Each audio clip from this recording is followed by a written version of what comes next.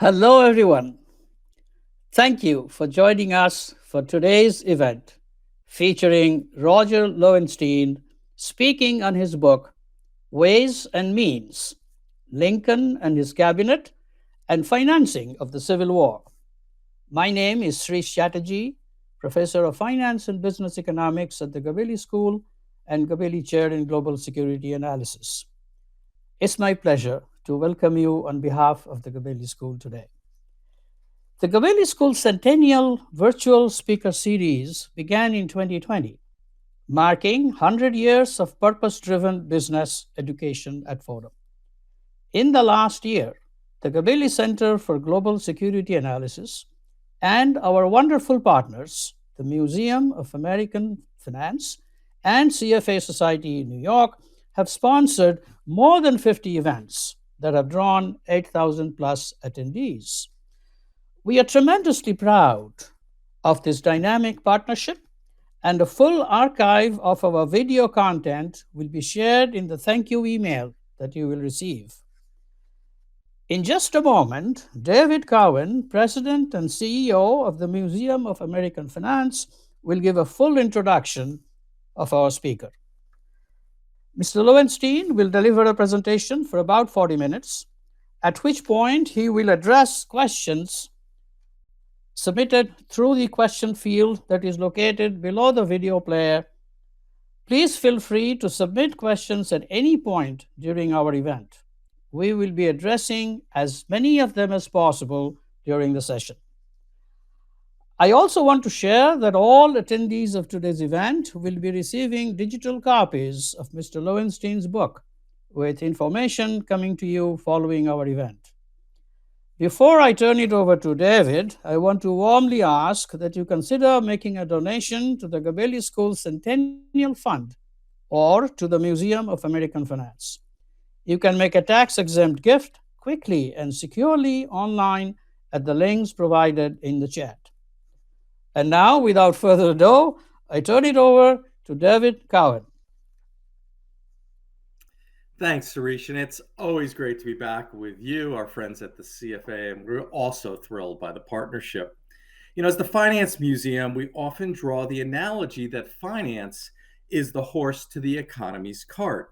Well, that analogy is especially extended to financing wars and armies in the field.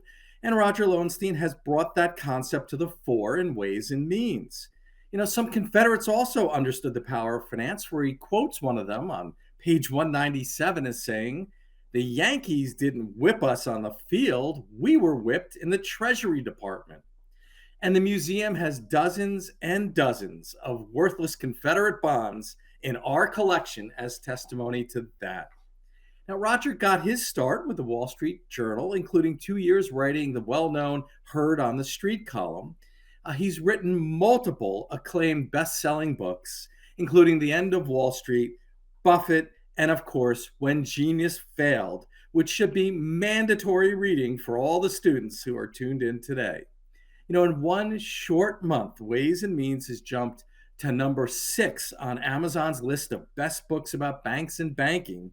And so for all things Roger, please go to rogerlowenstein.com. Now, Roger says in the acknowledgments that the Civil War was new terrain for him. Well, he has covered that terrain as well as anyone, and so we're thrilled to have him here. It's my pleasure to turn it over to Roger. David, thank you for that lovely introduction, and thank you, Cerise. I'm so pleased to be speaking to the museum, to the Gabelli School, and to the CFA. It's a wonderful partnership that you folks have. The thesis of this book is that the American public has never really quite realized the extent of the changes that the Lincoln government, the Republican government, affected during the Civil War, or the great challenges that they faced. I don't mean on the battlefield, but financially. I think few Americans realize the scale of what they were facing. What they did went far beyond the mere financing, but since this is sponsored by the Museum of Finance, let's start there on the financial part. Few people, I think, realize that Abraham Lincoln started his career focused entirely on economic issues. He, of course, grew up in the backwoods part of this country, in Indiana, Kentucky, and Illinois. He grew up in an area without roads to speak of, without canals, transportation. There wasn't enough cash. There wasn't education. All of these deficits informed his early career as a legislator in the Illinois legislature. When he first ran for the legislature in 1832, at the tender age of 23, he had three planks on his program. One was for a tariff, one was for a central bank, and the other was for what he called internal improvements, meaning roads, canals, the sort of build back better, as we would say today. And all of these were to help the common man, people like Lincoln himself, get a better opportunity to rise up on the economic ladder. These were the things that were important to him. And even later in his career, by the time of the 1850s, when of course, the slavery issue had taken hold of the country, Lincoln, when he addressed slavery, did it mostly from an economic angle. In those famous Lincoln-Douglas debates that I'm sure you've heard about in 1858, Lincoln didn't dare go so far as to espouse equality, social equality between blacks and whites.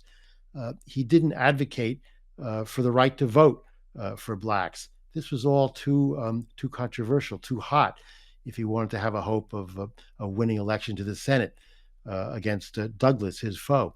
What Lincoln did was to address the racial question from an economic point of view.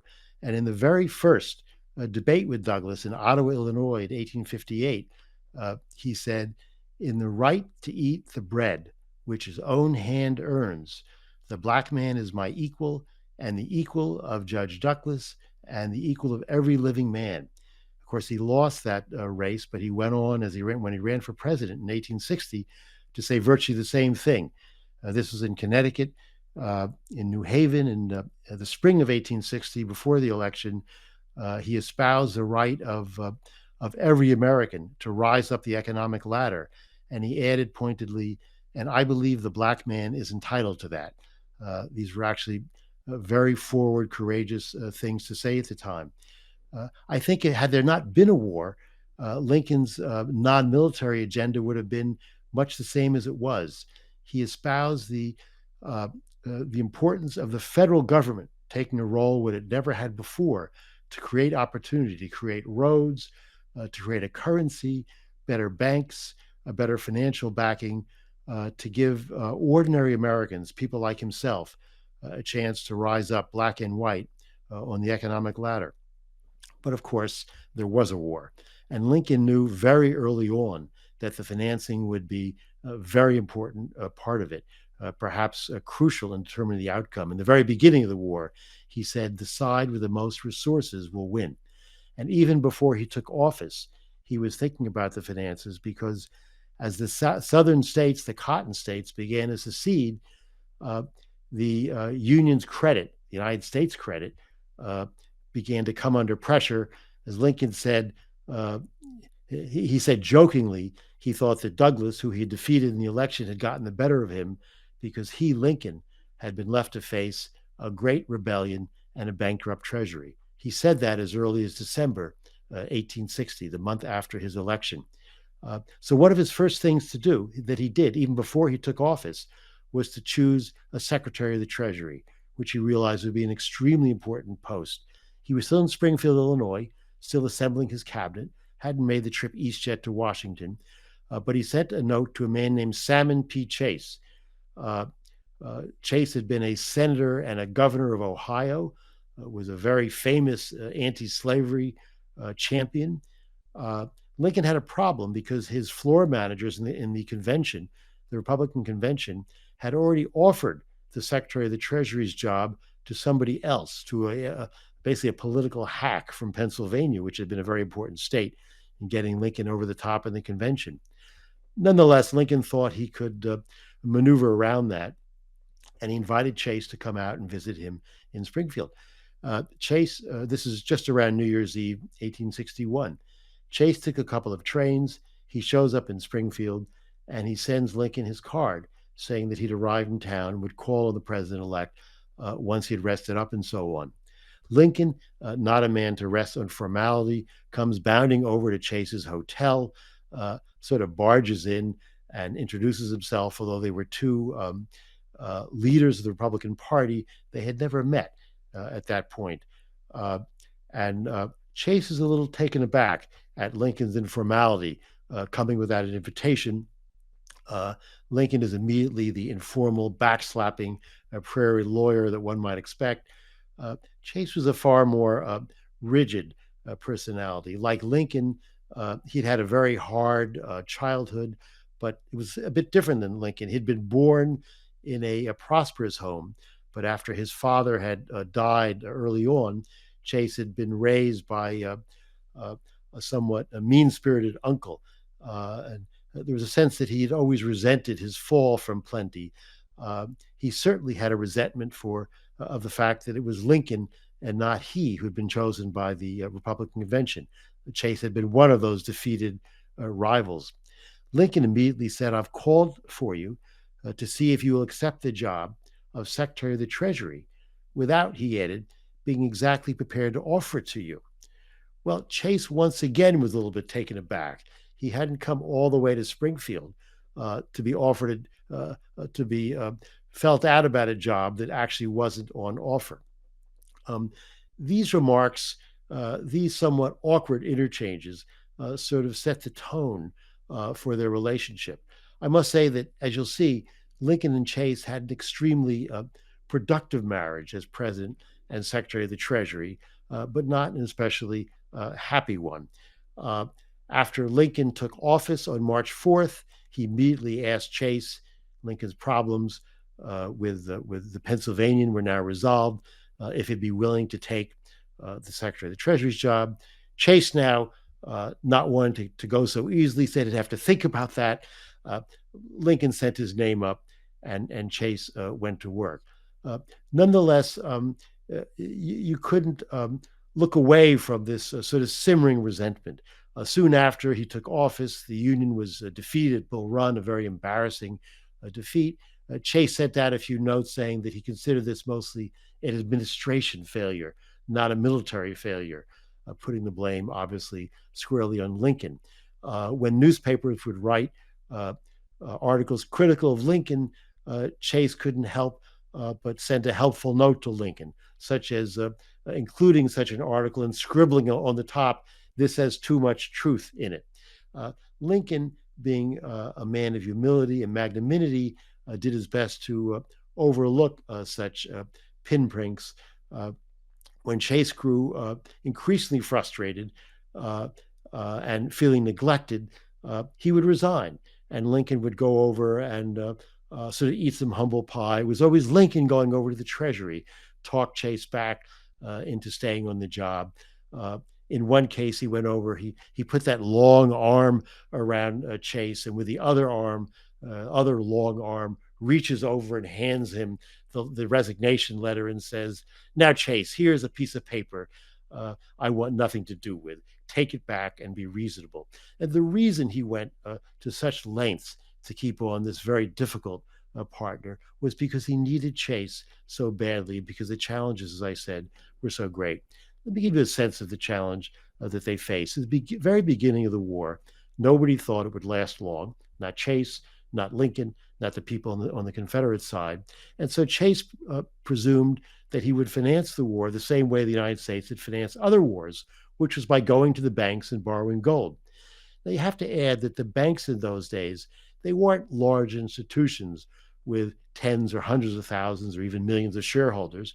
When you borrowed money from a bank, you were borrowing money from an entrepreneur and from his own capital, maybe the capital of a few of his limited partners, but from a very close set. So they were very circumspect.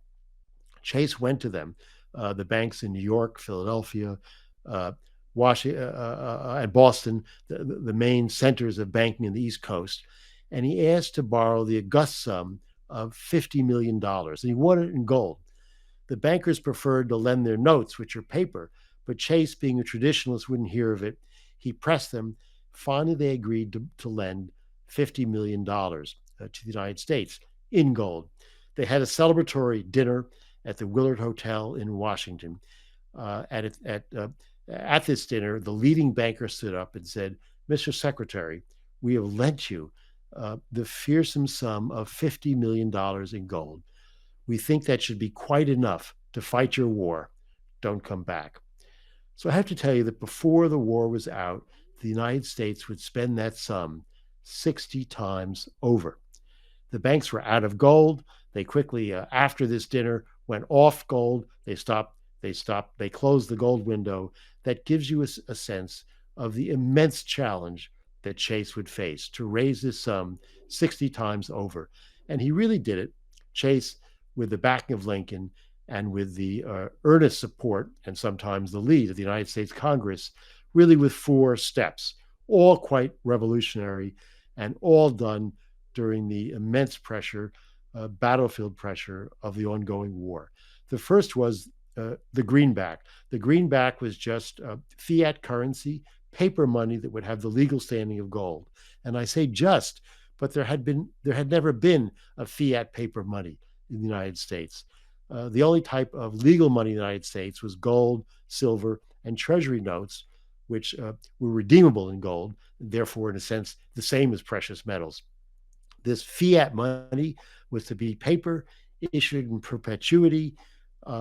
It had no redemption date. You couldn't redeem it for anything. It was just money because the United States government would say it was money. And this pretty much shocked everybody in the country, including the Republicans in Congress who had to vote on it, including Chase himself in the beginning. But they had no choice. As I said, the gold window was shut. There wasn't enough gold to finance what was rapidly becoming and clearly becoming a much more expensive war than people had expected. So the Congress legislated the Legal Tender Act for the famous greenback. To support the greenback, Congress did something I think even more overlooked and perhaps even more important. They created a real tax system. Until the Civil War, the only taxes the United States had was a system of tariffs at the various ports. A third of the ports were in Southern hands. Trade had collapsed through the war. The amount of the tariff wasn't enough anyway to support the war. What the North did was to create a system of excise taxes on industry, taxes on professional services, and most importantly, an income tax, a progressive income tax.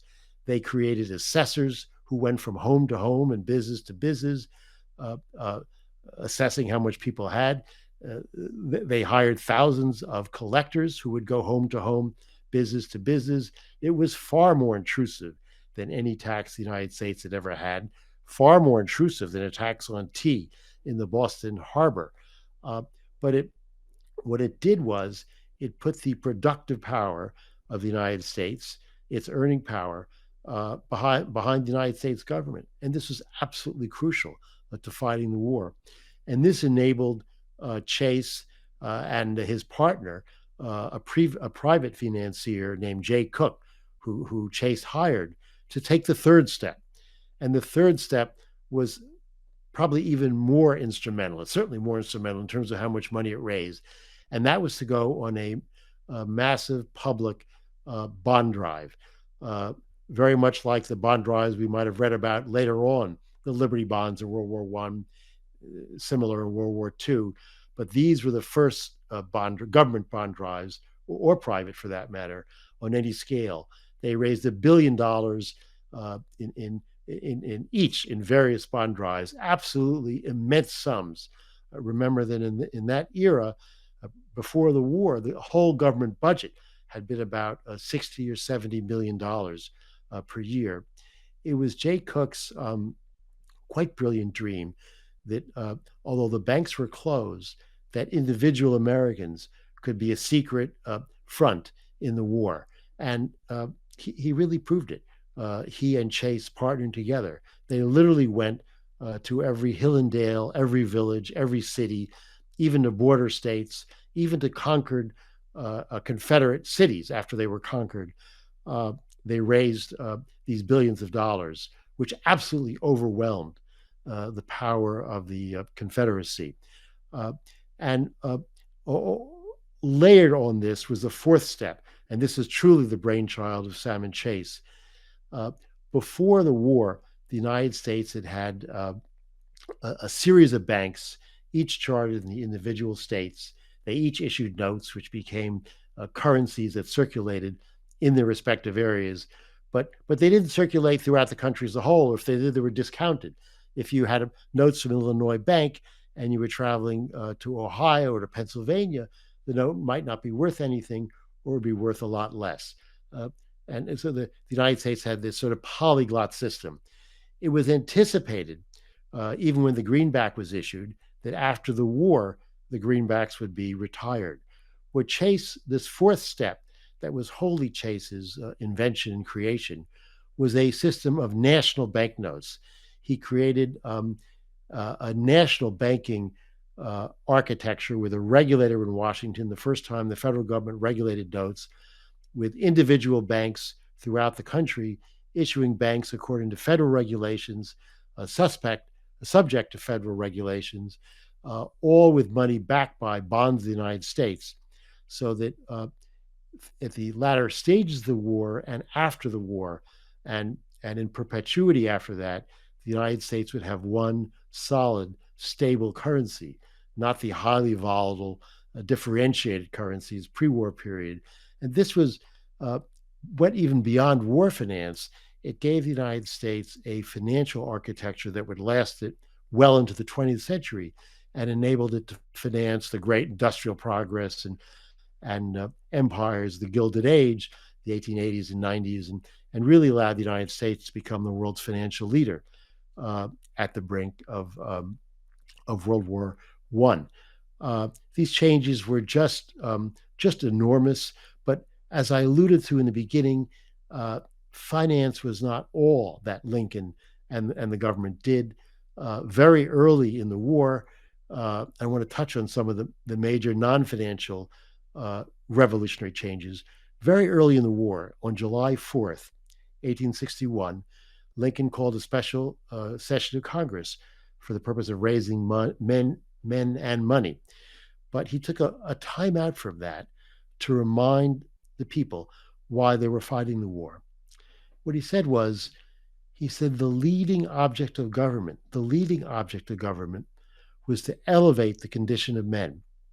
And what Lincoln meant then was not just the tax system, not just a responsible banking system and responsible financial system, but it was a series of government programs that would create opportunity, much like the programs he had fought for as an Illinois legislator, to help the individual American, and particularly the person on the bottom, find economic opportunity.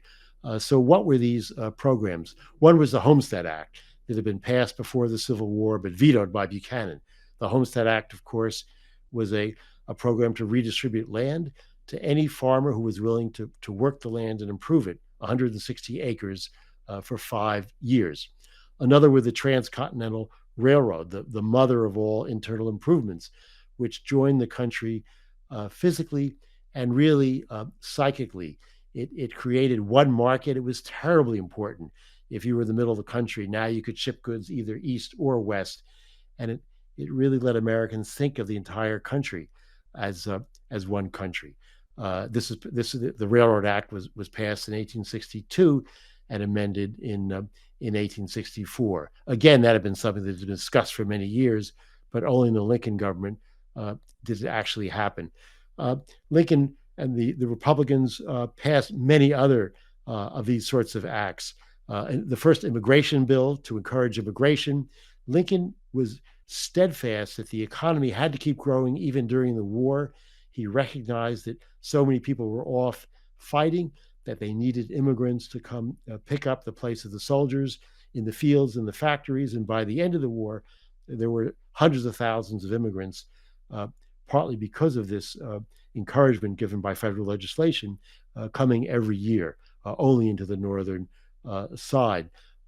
He passed legislation that was, in a sense, the precursor of the national park system, passed legislation that was the precursor of the National Science Foundation to give the government a hand in giving the sciences and research a push. One of the most important bills, an economic bill, was the first time that the federal government took a direct hand in private industry. And this was the creation of the Agriculture Department. Agriculture, of course, was the largest private industry at the time. The Agriculture Department today may sound sort of very bureaucratic and far from at least those of us who live in cities. It was very close to Lincoln's heart. The purpose of it was to spread seeds and financial know-how, farming techniques, and so on to farmlands, particularly in the part of the country where he came, Illinois, Indiana, Ohio, Kentucky, places where farmers lived far apart from each other, far from cities, would be less likely to read of farming changes and so on.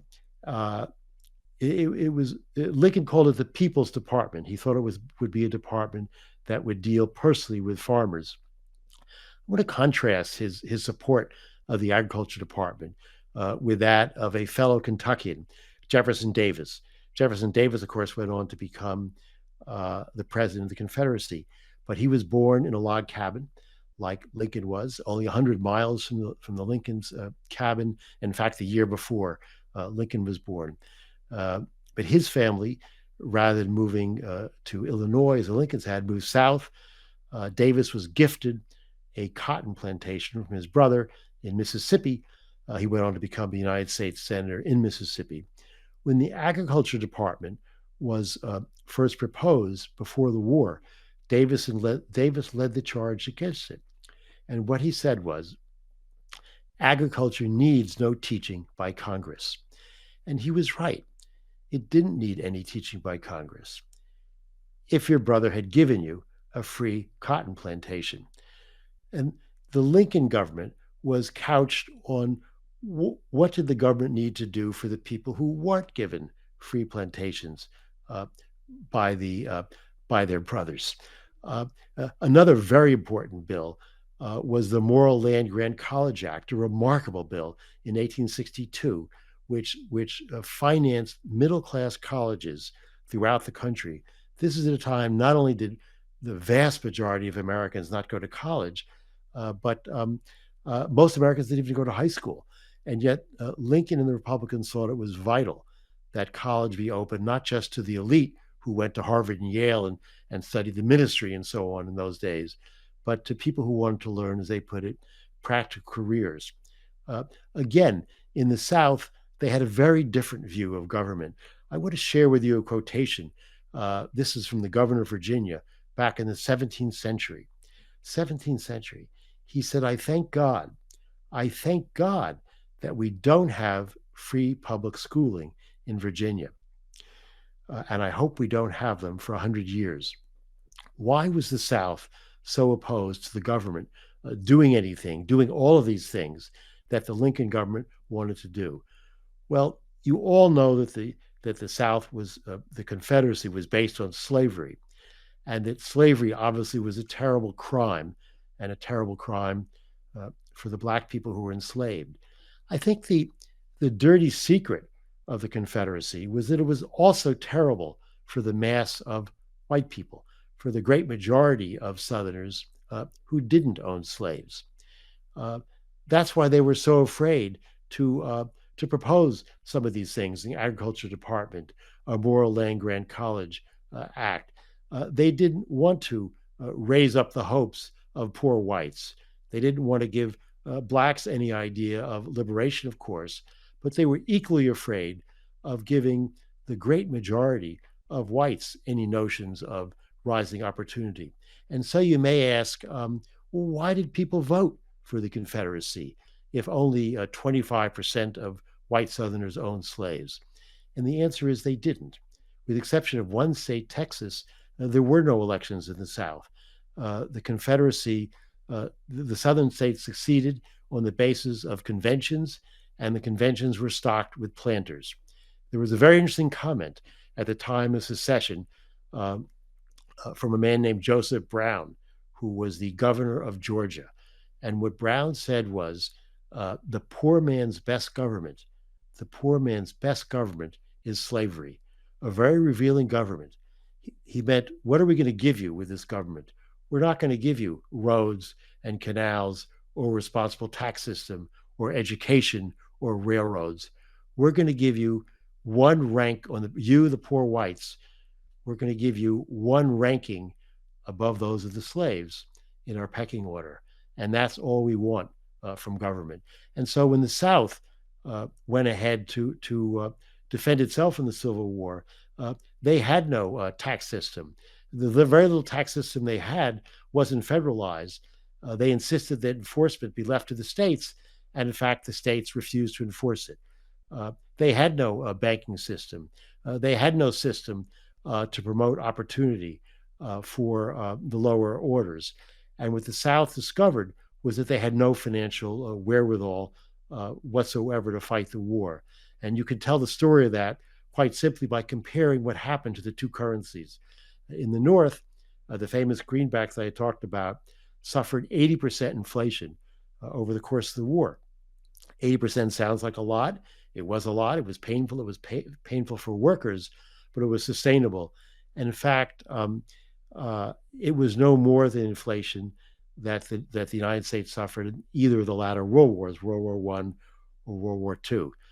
In the South, where there was no system of collecting taxes, where because of this, they were unable to sell bonds, which was a crucial failing.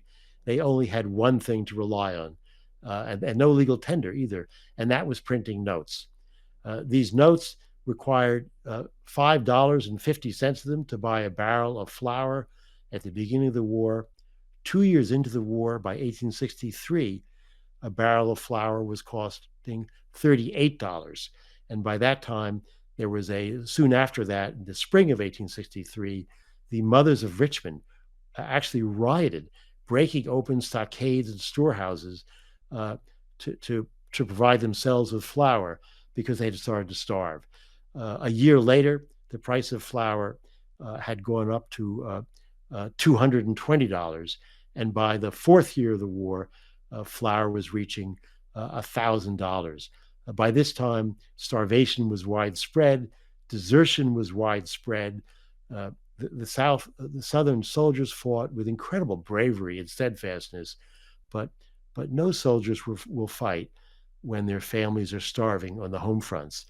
And thus, I think that the phrase, the quotation that David gave us in his introduction, really holds. I think it's really true, as that Southern leader said. The South weren't whipped by the Yankees in the battlefield; they were whipped in the Treasury Department. And I thank you very much, and I look forward to your questions.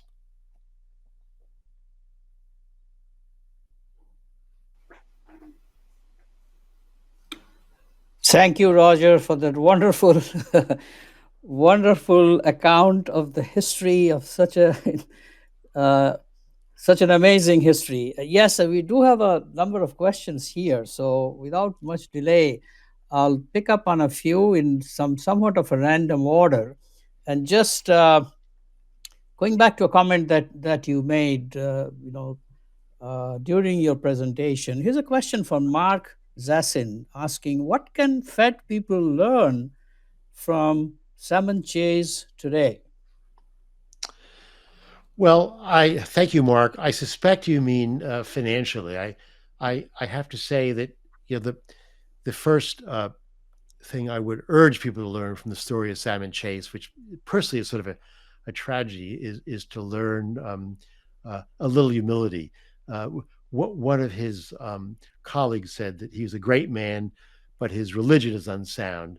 He thinks there's a fourth man in the Trinity. He couldn't get rid of this bug of wanting to unseat Lincoln as president. He actually, you'll see further later in the book, he actually runs against Lincoln when Lincoln is president. Against us, he conspires against him. He tries to line up these thousands of people he's hired as clerks in the Treasury to be his foot soldiers in the campaign. Lincoln is warned against this activity of Chase. He just sort of sloughs it off. And he likens it to a horse, another one of these homespun metaphors, a horse with a chin fly, where the chin fly irritates the horse but makes him plow all the harder. And to Lincoln, this chin fly of ambition made Chase work all the harder.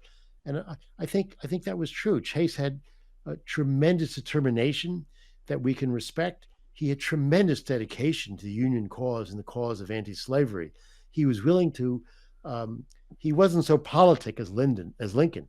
He went way further out in renouncing slavery in less mitigated terms than Lincoln, and we can respect that. And he was very bold in his financial measures.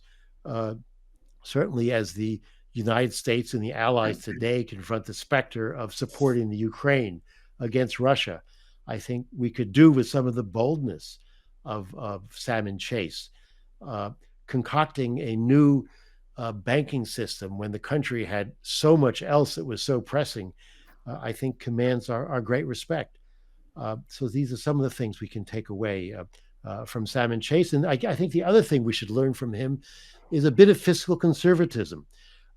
Chase created a system that, above all else, was designed to avoid the inflation or the runaway inflation that had been catastrophic to the United States in the War of 1812, and even more so in the Revolutionary War, that had been catastrophic to the French during the Revolution. This is very much in the minds of not only Chase, but many of the Republican architects of the Union legislation. I think some of the stewards of the Federal Reserve today would benefit from some of that conservatism.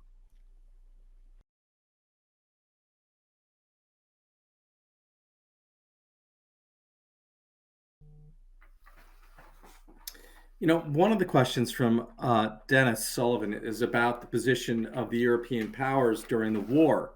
And of course, the South always believed cotton was king and that would help them because the European powers, for their mills, for their clothing, would of course never cut off the South and would come to their aid to stay with them financially and also to recognize them. And that did not happen. And so that was one of the great miscalculations by the South during the war. Let me see if there's any others. David, most of the questions are about the history of finance, where you are the. Well, yeah, I'm having a little trouble myself with the system. Let me take a question. Not that I am an expert in answering the question, but the very last one I see in chat says, in the old day, education can promote the mobility of the society, but now the wealth inequality is due to the asset bubble. What can the government do today? So I don't know if I have an exact and a good answer for the question, but I do want to say that there are elements in today's financial world that are certainly different from the statement that in old times education was the great equalizer. So there are a few things going on here. For example, people who save and keep their money in the bank, they obviously get hurt when interest rates are very low. So that's something for the government to think about. On the one hand, the government may want interest to be low in order to invite more investment, but the other side of the coin is that that's the reward for saving. And people who keep their money in the bank and not in the financial market, not in stocks, they get hurt when that interest rate is low. On the other hand, large number of people in the employees, they have the pension funds, and the pension funds are largely invested in the stock market. So therefore, when the market is doing well, the pension funds are obviously benefiting, and therefore large number of employees benefit from that. So those are some of the issues. I do not know what the right answer would be, but the government has to balance. I think the government has a lot more of this balancing act now for the needs from different constituencies. And that's, I think, a very nuanced and difficult task from the two examples that come to my mind from the capital markets. Okay, Alyssa Bailey asks, how did the government bring inflation under control after the war was finished? And so the United States went back on to a gold standard and ended up deflating the economy. And actually, for much of the period of the 1870s to 90s, we have deflation. We actually have falling prices in America. And a lot of economic historians, and particularly Fed governors, have studied that period, like a Ben Bernanke, and knew about falling prices, and they always have been concerned about that, and therefore they've always had a target now these days of inflation, and we know it's much higher the last couple months, but of a 2% target. But that's how they did it. We went back onto the gold standard, and what had to give was prices and deflating the economy. Now we still don't seem to have Roger, do we? There's a great question from Henry Henry Nan, who's that can only be answered by Roger. As everybody can see the question. Other than financing part, based on your research, what are the keys not quite known to the public for the North to win the Civil War? David, do you have any insight? Yeah, sure. Well, Roger did touch on some of them, but of course, things like railroads were much. Oh, there's Roger. Yes, Can I'm you hear here. us, I'm Roger? here. I'm Perfect. sorry to have Here's the question. disappeared. Yes, yes. Great. Other than the financing part, based on your research, Roger, what are the keys that are not quite known to the public for the North to win the Civil War? What other things besides financing? I think in terms of winning itself, it was the financing. Guns and butter, and the butter obviously paid for the guns. But I would say that the next most important thing was the railroad. Believe it or not, there were other potential secession movements. The mayor of New York thought very seriously about becoming an independent, free state so he could trade. So New York had a copperhead, a pro-Southern mayor. So the city, which did a lot of business with plantation masters, could trade with both North and South. There was great fear that California likewise would secede and become its own state. After all, California was very far from the rest of the United States as it then existed. There were the Great Plains and the Rocky Mountains between them. And the railroad was really seen as key towards roping in California to the rest of the Union.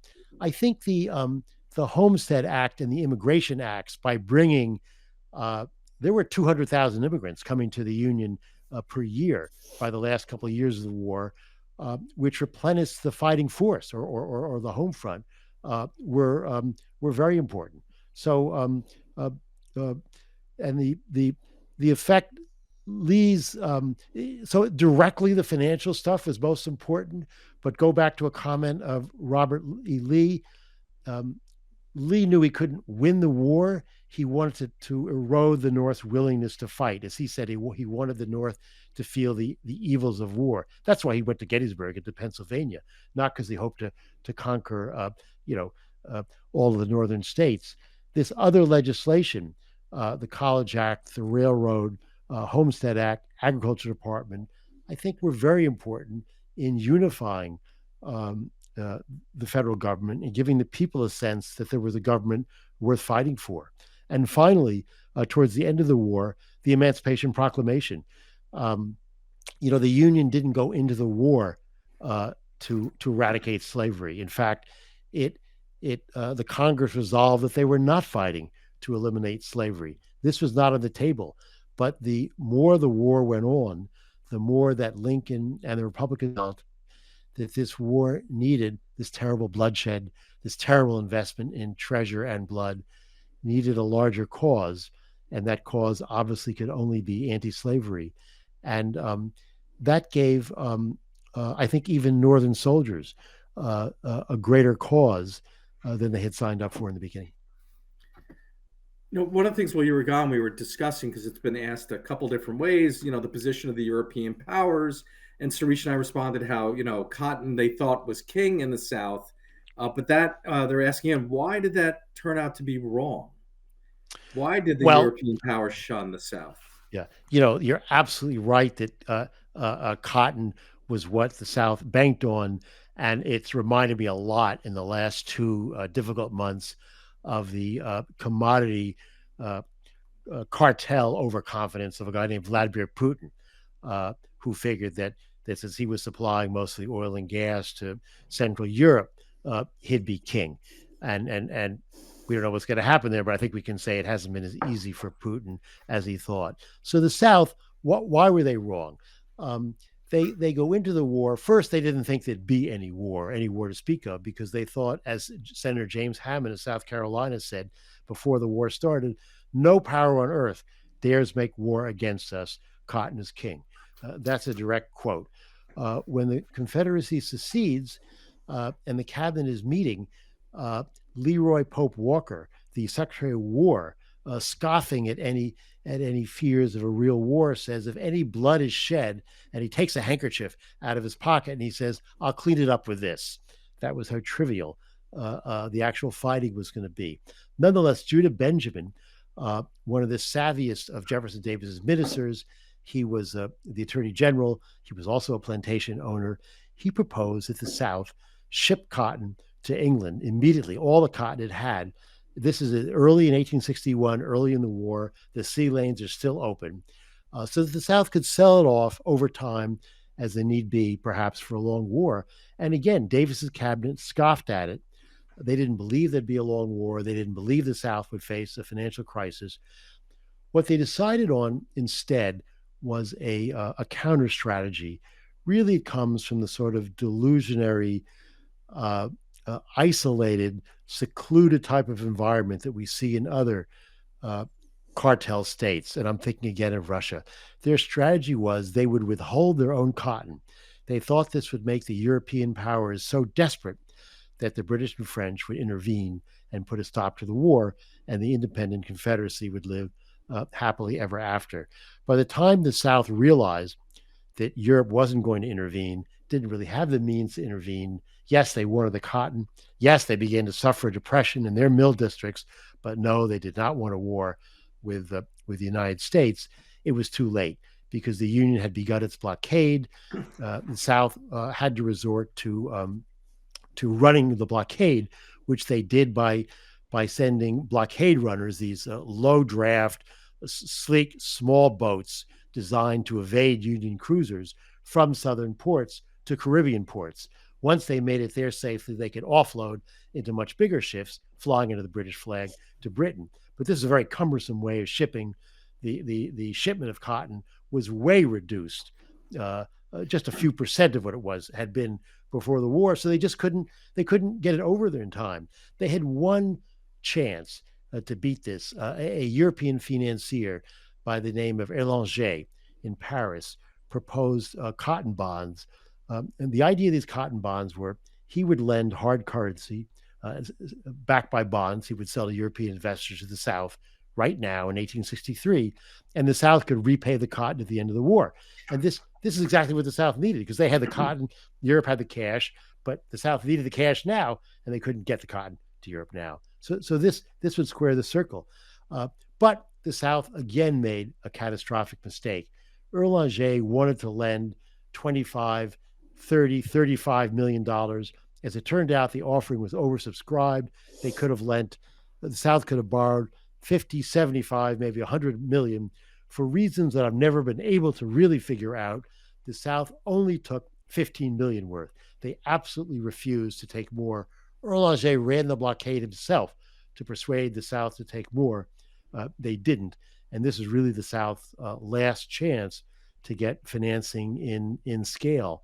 So they made, on top of their naturally disadvantaged situation, being dependent on European shipments, some really critical mistakes, not shipping cotton in bulk when they could, and then not taking more of this loan when they could. So the whole cotton is king strategy just fell apart. By the way, it just reminds me of a trivia question. There was actually a naval battle off of Cherbourg, France, where the CSS Alabama is sunk by the Kearsarge, and there's some Confederates that are actually buried in France. Yeah. But anyway, Suresh, do you want to? Yeah. Yes. Actually, this question is about Federal Reserve notes versus greenbacks. The question is from Michael Perry, who's saying, I'm wondering about the essential difference between the government generating new Federal Reserve notes versus how it once generated new greenbacks. Is it the restriction now placed on the Fed to spend new Federal Reserve notes only on Treasury purchase versus how the government was once able to spend new greenbacks directly? Well, for the first 20 years of the Federal Reserve, from 1913 to 1932, the Federal Reserve couldn't issue notes beyond its ability to redeem them in gold. And you could go to the gold window with Federal Reserve notes and redeem them for gold. Uh, After that, that privilege was limited to foreigners, of course. Foreigners could trade their dollars in for gold. They mostly didn't, except for memorably the French in the late 1960s when Charles de Gaulle decided he had enough of American hegemony. And then, of course, Nixon took the United States completely off the gold standard. Now there's no limit on what the Federal Reserve can issue. It can monetize legally all the Treasury notes or all the dollars or all the federal spending it wants. And actually, during the pandemic, it did essentially that for a long time. The ultimate backing, the reason why theoretically Federal Reserve notes, dollars, are worth more, say, than Dogecoin or Bitcoin or something, are because Federal Reserve notes are legal tender in the United States. They must be accepted. They're acceptable, and only they're accepted for the payment of U.S. taxes and for any debts of the United States. And of course, there's this tremendous history of acceptance. They are the legal tender. But in terms of the amount that they can issue, there's no legal limit that I know of. So we're getting close to the end. We'll have two more questions, Roger. How's this? I'll ask them both because we're running a little short. First, Darlene Lord wants to know if you know any specifics about how the tax collectors went looking for people to pay taxes, the income taxes. How do they know how much to collect, especially from poorer people? And what do they do if they couldn't pay? And then secondly, since you just mentioned it, what would Salmon Chase think of crypto? Well, the government employees actually had withholding, which took care of that problem. There was a minimum on you didn't pay a tax depending on the law was amended, but in the beginning. $800 and then $600. And that covered most people. So it was only more prosperous people who were subject to the tax. Nonetheless, they raised hundreds of millions of dollars in it. They did go firm to firm. They asked people what they had earned and so on. They did, cursory questionnaires. They published the names of taxpayers and what they paid in the newspapers. This was not very popular, but they thought this would discourage people from cheating because, obviously if some very, very rich person or something was in the papers not having paid much, he wouldn't look good. We don't know to what extent people evaded the tax because there are just no figures on what the taxable base was. In fact, Thaddeus Stevens, the chairman of the Ways and Means Committee, had no idea how much money the tax would bring in. All we do know is how much it did bring in. Not how much it did not bring in, but it's a very good question. And I think the only thing I can say is that people played ball to a surprising extent. I think they really did feel a patriotic spirit, just as they bought war bonds. The tax became more controversial, not surprisingly, after the war, and because we didn't need all the revenue that it was raising along with the tariff, there was a big battle after the war, which one to discontinue. Wall Street favored discontinuing the tax. Wall Street didn't like paying the tax. They very much liked the tariff, which favored industry. Farm communities and so on wanted to keep the tax and not the tariff. Wall Street won. That's another story. That's a post-war story, but it's a very good question. Salmon Chase would not be much of a fan of crypto. He was very conservative. Lincoln once said that gold is only valuable when in circulation. He understood that money has to move around. Lincoln was an expansionist. He favored where he came from in the West, money was tight, and he believed that the government should create a more flexible currency. He had once clerked for a store. I can't remember if I mentioned this in my talk, but the store had winked out, failed because of a lack of credit. Salmon Chase did not go along with Lincoln's more expansionary ideas. That's why the national banking system that he set up was extremely rigid. In fact, you can criticize it. It was too deflationary. from the late 1860s until 1896, the U.S. suffered 30 years of deflation. The deflation amounted to about 2/3. So a bushel of wheat cost about a third much in dollars at the end of this period in the beginning. It was very tough on farmers and other miners and people who dealt in commodities. And that was just because Salmon Chase didn't want to mint gold or make silver money. Silver was the crypto coin of its day. I think Salmon Chase would have been apoplectic at the notion of electronic money, in short. Well, we're certainly not apoplectic. We had a great time with you, Roger. Phenomenal. And so on behalf of Suresh and the Gabelli School at Fordham and the CFA and the museum, thank you so much. To our audience, thanks for hanging in there with us. Despite our little glitch, we are back on May 11th with Mary Childs on The Bond King, her new book about Bill Gross. See you all then. It was my pleasure. Thank you, Roger. Thank you, David.